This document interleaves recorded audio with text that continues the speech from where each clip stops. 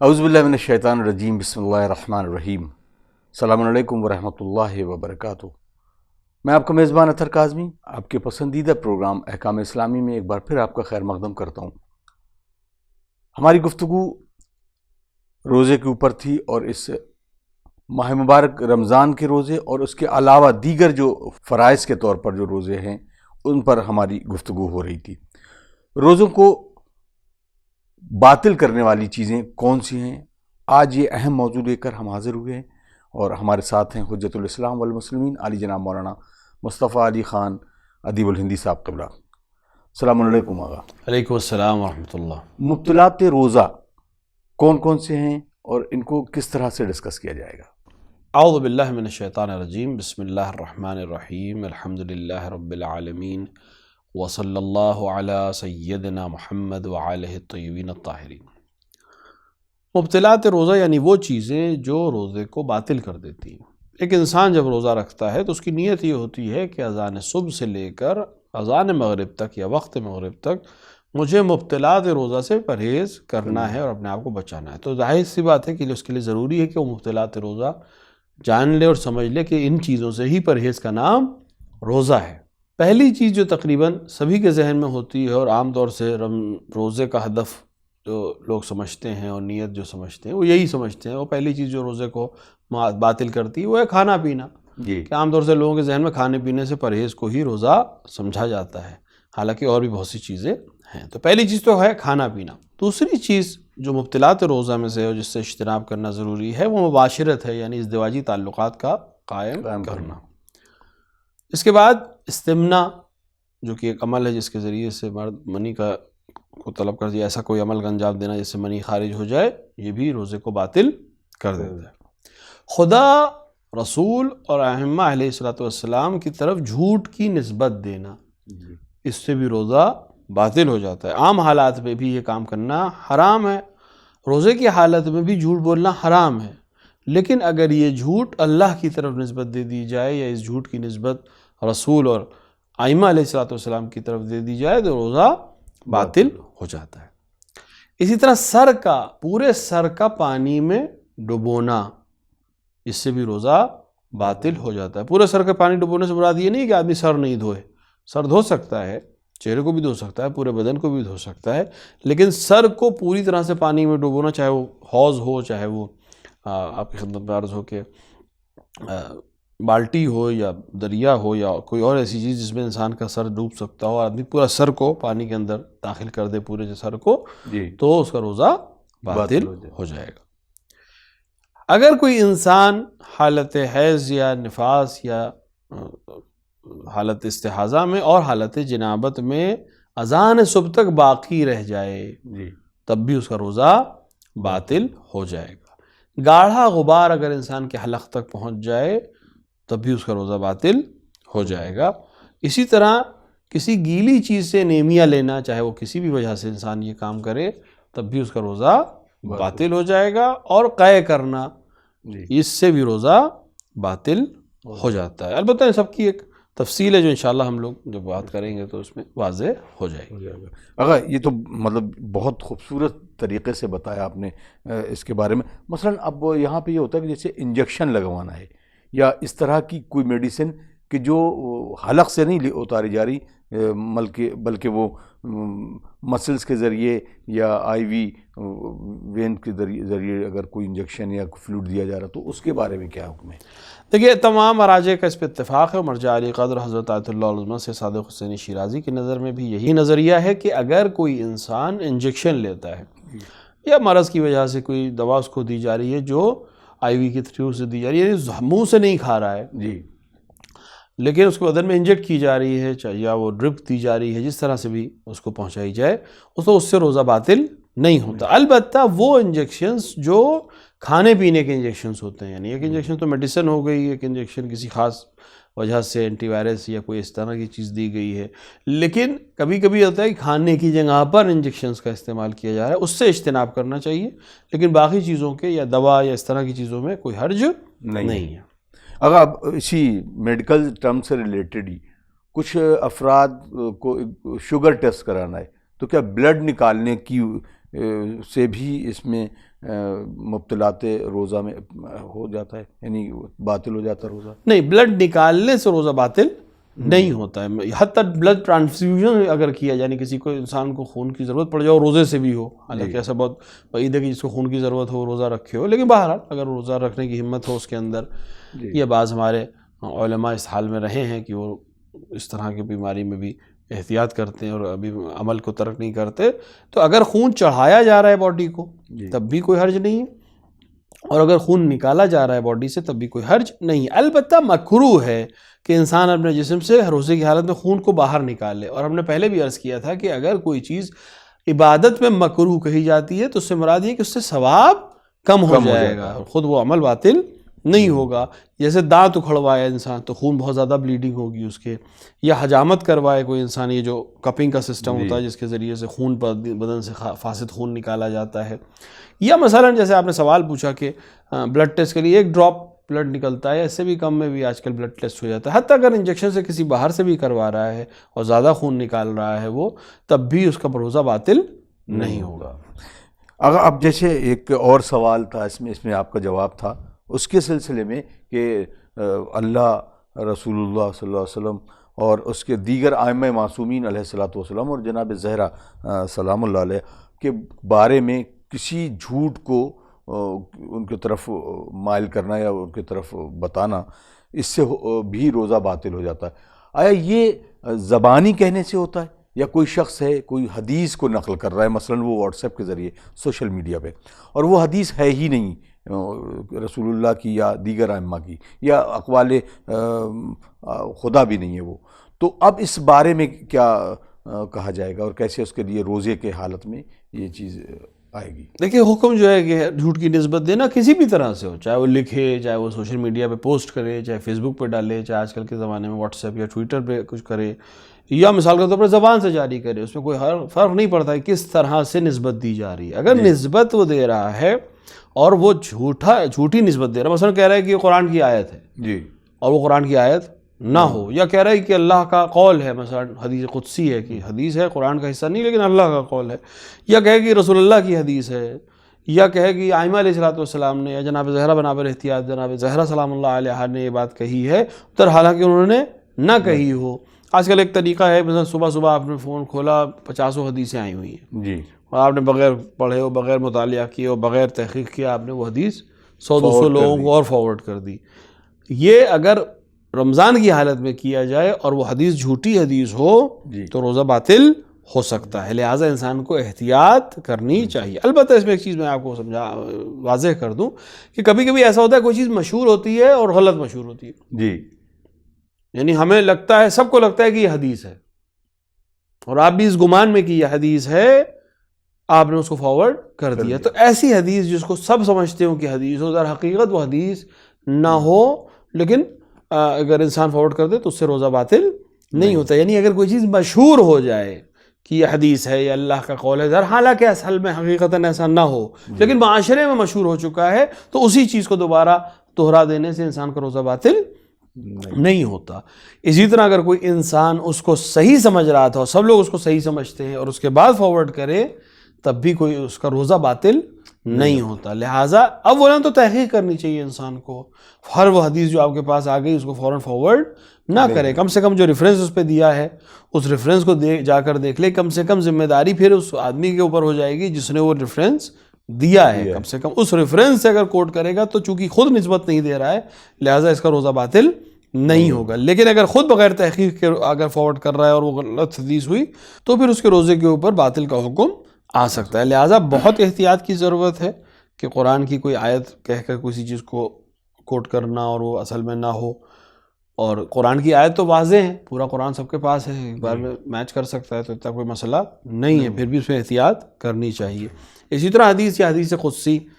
اس کو خیال رکھنا چاہیے کہ ہر وہ چیز جو آپ کے پاس پتہ آئی اور آپ نے فوراً فارورڈ کر دی، آپ کے روزے کے لیے بھی حکم آ سکتا ہے. لہٰذا تحقیق کریں، تحقیق کے بعد اگر آپ فارورڈ کر رہے ہیں تو کوئی حرج نہیں ہے. اگر وہ واقع میں جھوٹی حدیث ہوئی تو اس کی گردن راوی کی گردن پہ ہوگا جس نے وہ حدیث نقل کی، یا اس مصنف کی گردن پہ ہوگا جس نے وہ حدیث نقل کی. آپ نے چونکہ کتاب کے ریفرنس سے اور صحیح کتاب سمجھ کر اس کو دی ہے اور اوتھینٹک کتاب سمجھ کر اس کو نقل کیا ہے، لہٰذا آپ کے روزے پہ یہ حکم نہیں آئے گا. اگر اسی سے ملتا جلتا یہ سوال ہے کہ مثلا کوئی شخص قرآن کی آیت کو نہیں ٹرانسفر کر رہا، آیت تو ظاہر سی بات وہی ہے، اور وہ اس کا مفہوم یعنی جو تفسیر ہے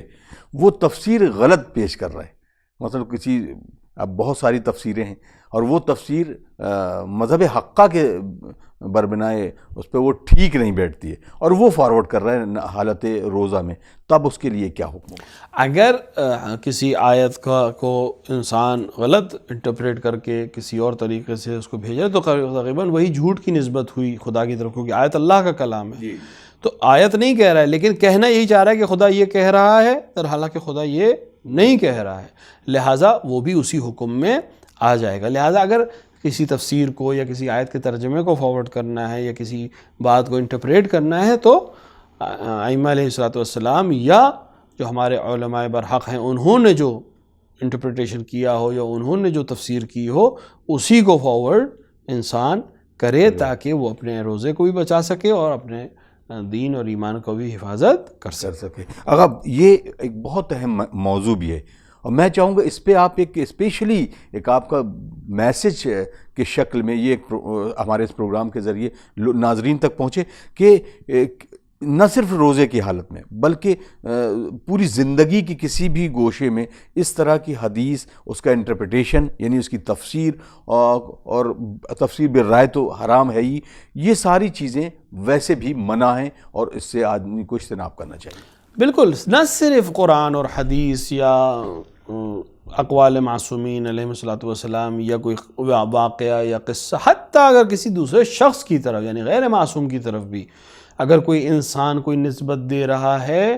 اور وہ غلط نسبت ہو، جھوٹی نسبت ہو، یا مثال کے طور پر انسان کسی کی برائی کو نقل کر رہا ہے، جیسے غیبت حرام ہے تو غیبت صرف یہ نہیں ہے کہ انسان کسی سے تو لوگ آپس میں بات کرتے ہوئے غیبت کریں، آپ میسج میں بھی اگر کسی انسان کی برائی کر رہے ہیں، بیان کر رہے ہیں تو وہ بھی وہ غیبت ہی کا حکم ہے. زمانے میں وسائل بدل گئے ہیں لیکن اگر بات وہی کہی جا رہی ہے تو وہ حکم شامل ہو جائے گا. لہٰذا یہ جو چاہے رمضان ہو یا غیر رمضان ہو ایک عام سا ٹرینڈ بن گیا ہے کہ حدیث آ گئی آپ نے فارورڈ کر دی، اس کو 7 لوگوں کو فارورڈ کریے، اس کو 50 لوگوں کو فارورڈ کریے. اور عام طور سے ہوتا ہے کہ آپ نے حدیث دیکھی، آپ کو لگی کہ اچھی بات ہوگی اور آپ نے بغیر اس کی تحقیق کی آپ نے اپنے سارے گروپس پہ اس کو شیئر کر دیا اور اپنی پوری کانٹیکٹ لسٹ میں آپ نے اس کو فارورڈ کر دیا. یہ کام نہ کریں کیونکہ جتنا آپ جھوٹ کو زیادہ پڑھائیں گے اتنا ہی آپ کے لیے مسائل زیادہ ہوں گے. تو اس چیز سے بہت زیادہ اجتناب کرنے کی ضرورت ہے. غلط تفاسیر، غلط حدیثوں کا بیان کرنا، غلط واقعات کو بیان کرنا، غلط چیزوں کو پروپوگیٹ کرنا یا اس کو پروموٹ کرنا، ہر طرح سے دیکھیں خداوند عالم قرآن میں کہہ رہا ہے کہ جس نے ذرہ برابر بھی نیکی کی اس کی جزا دیکھے گا.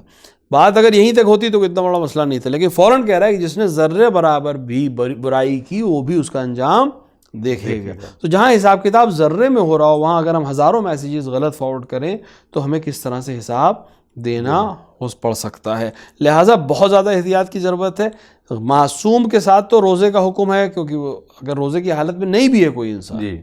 تب بھی یہ کام صحیح نہیں ہے اور اس کو اجتناب کرنا چاہیے کیونکہ جب اگر یہ عادت بن گئی تو پھر بعد میں بہت بڑا مسئلہ ہو سکتا ہے. جو بھی چیز آپ کے سامنے آئے، جو بھی میسج آپ کے سامنے آئے، بغیر تحقیق کیے اس کو دوسرے تک نہ پہنچائے تاکہ خود بھی محفوظ رہیں اور سماج کو بھی محفوظ رکھ سکیں. احسن. تم اگر اب سوال جو اٹھتا ہے کہ کچھ افراد ہوتے ہی ہیں معاشرے میں اس طرح کی گفتگو کرتے ہیں جب بات تاریخ پر ہوتی ہے اور تاریخ کے کچھ چیزیں ایسی ہوتی ہیں کہ وہ بات کرتے کرتے اس حالت تک پہنچ جاتے ہیں کہ عام معصومین یا تاریخ کے مناسبت سے جس طرح سے بعد رسول اللہ صلی اللہ علیہ وسلم جو تاریخ آئی اس پر کرٹیسائز بھی کرنے لگتے ہیں عام طاہرین علیہ السلام کو. تو کیا یہ بھی اسی زمرے میں آتا ہے؟ دیکھیے اگر کوئی انسان ائمہ علیہ الصلوۃ والسلام کے کسی عمل کے سلسلے میں اپنی زبان کو کھولتا ہے اور امام علیہ الصلوۃ والسلام کی توہین کرنے کی کوشش کرتا ہے یا ان کے عمل کے سلسلے میں کوئی بات ایسی کرتا ہے تو یہ اگر نسبت چونکہ نہیں ہے کیونکہ امام کی طرف کچھ نہیں کہہ رہا ہے، اگر توہین نہیں ہے مطلب اس کا یہ کہ اس کا لفظ بلفظ وہ یہ کہتا ہے کہ مجھے سمجھ میں نہیں آتا کہ یہ ایسے کیسا کر دیا ہے. ہاں تو یہ چونکہ نسبت نہیں ہے امام کی طرف لہذا روزہ تو باطل نہیں ہوگا، لیکن خود یہ عمل اپنے آپ میں صحیح نہیں ہے، کیونکہ اس کا مطلب یہ ہے کہ اس شخص نے ابھی امامت کو سمجھا نہیں ہے، اس نے امام کو امام معصوم ابھی نہیں سمجھا. اگر وہ امام معصوم سمجھ رہا ہے تو معصوم کے عمل پر انگلی اٹھانا، اس کے عصمت کے اوپر سوال اٹھانا ہوگا. اور ائمہ کے زمانے میں بھی اگر ایسے لوگ تھے یا ائمہ کے بعد بھی ایسے لوگ تھے تو ان کا یہ عمل اس وجہ سے تھا کہ وہ ائمہ کو واجب الاطاعہ نہیں سمجھتے تھے. لیکن اگر کوئی شخص یہ دعویٰ کرتا ہے کہ وہ شیعہ اثنا عشری ہے اور امام کو واجب الاطاعہ امام سمجھتا ہے 12 اماموں کو، تو پھر ان کے عمل پر اشکال کرنے کا حق اسے نہیں ہے. ہاں بے شک وہ کسی سے پوچھ سکتا ہے کہ امام نے ایسا کیوں کیا، اگر امام نے جواب دیا ہوگا تو اپنے آپ کو سمجھانے کے لیے اس کی سمجھ میں آ سکتا ہے. لیکن اعتراض کرنا امام کے عمل پر کہ امام کی یہ بات میری سمجھ میں نہیں آتی، تو آپ کی سمجھ سے امام عمل نہیں کریں گے، آپ کی سمجھ میں بہت سی چیزیں نہیں آتی ہیں، اور اس بات کی آپ کا نہ سمجھنا اس بات کی دلیل نہیں ہے کہ وہ عمل صحیح ہے یا غلط ہے. کیونکہ ہم بہت سی چیزیں ایسی ہوتی ہیں جو دنیا میں غلط ہوتی ہیں ہمیں بہت اچھی لگتی ہیں، اور بہت سی چیزیں ایسی ہوتی ہیں دنیا میں جو بہت اچھی ہوتی ہیں اور ہمیں غلط لگتی ہیں. تو ہماری پسند اور ناپسند اور ہماری سمجھ اور نہ سمجھنے سے